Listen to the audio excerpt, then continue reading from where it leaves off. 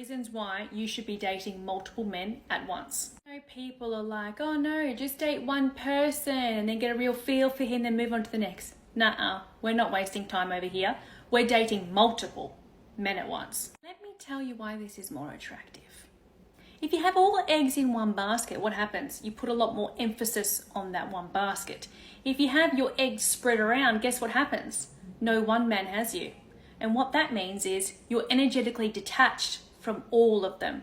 And if you're energetically detached, that means they're going to come chase after you more because they don't actually have you.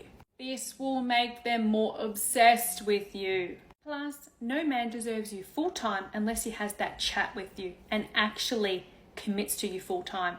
Until then, play the field and have some fun. One of the best pieces of advice I've ever read about relationships is this. A man calling you baby means nothing. A man moving into your house means nothing. A man calling you his girlfriend means nothing. A man marrying you means nothing. Do you know what means something? A man changing his ways to keep you. That's what means something. Y'all, please stop letting hating men and women bully you out of finding and wanting to be with a rich man. There is literally no award for suffering. And being with a rich man is lit. Like, you're not stressed out. You can focus on yourself. You get to do one in a lifetime experiences. And worst case scenario, if you get played, at least you get a good return on your investment. Like, I don't understand why you wouldn't. I don't really care if this sounds mean. I can't respect a man who's done worse at life than me. How did you do worse in a system that was designed to help you do better? You got a head start. And you still did worse than me? Why would I respect you? Why would I let you fuck up my gene pool? You're clearly not good at this. If a guy is not doing these 3 bare minimum things before going on a date, you might want to reconsider going on a date with them. This comes from personal experience, my friend's experience, as well as my client's experience. And if you're a guy, don't get defensive in the comments. Instead, take notes because this is going to put you light years ahead.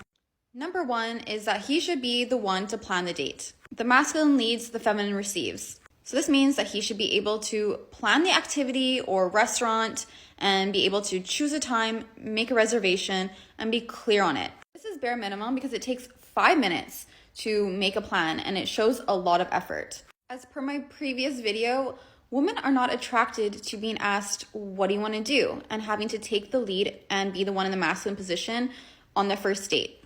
Number 2 is that they confirm the date hours before so that you're not waiting around, unsure if you're going to go on the date, unsure if you should get ready or not. It's just common courtesy to be able to communicate.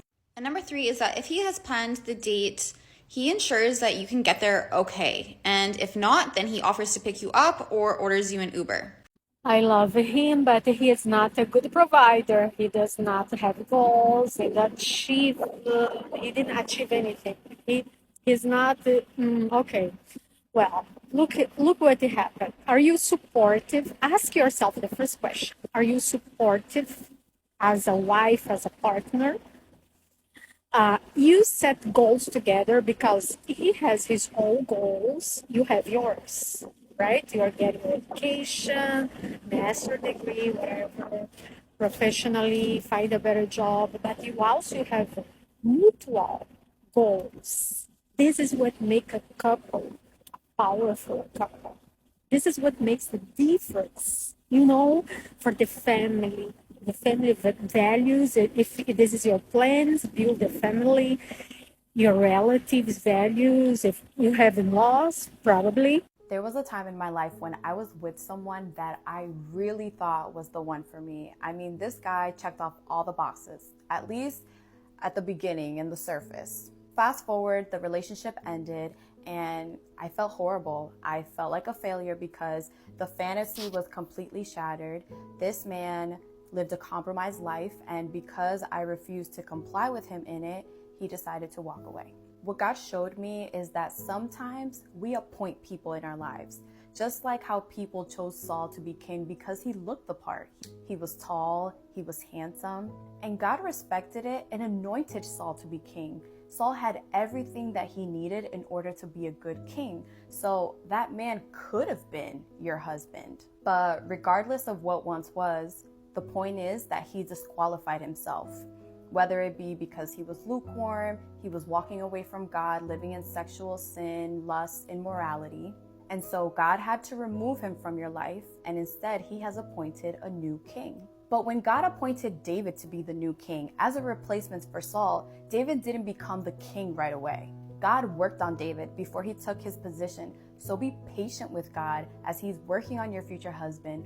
Pray for your future husband. Let go of Saul, which is your past, and allow God to appoint your king at the right time.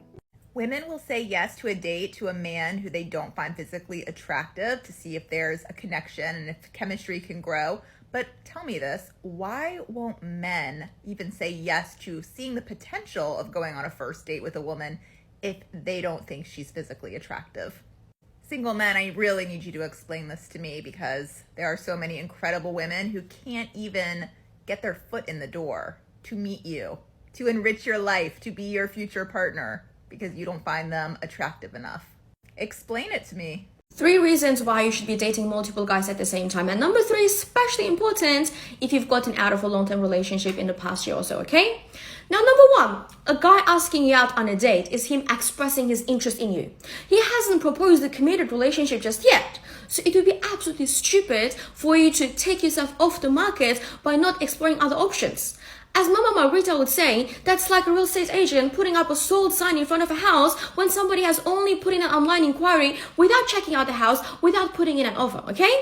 Now, number 2, this will also help you stay objective throughout the dating process and detach from the outcome. What do I mean by this? Sometimes when you go out on a couple of dates with some guy you really like, you're like, oh my God, this is my future husband. Now you have a whole entire future built up with this person, and you ignore the red flags or things that bother you that is your non-negotiables.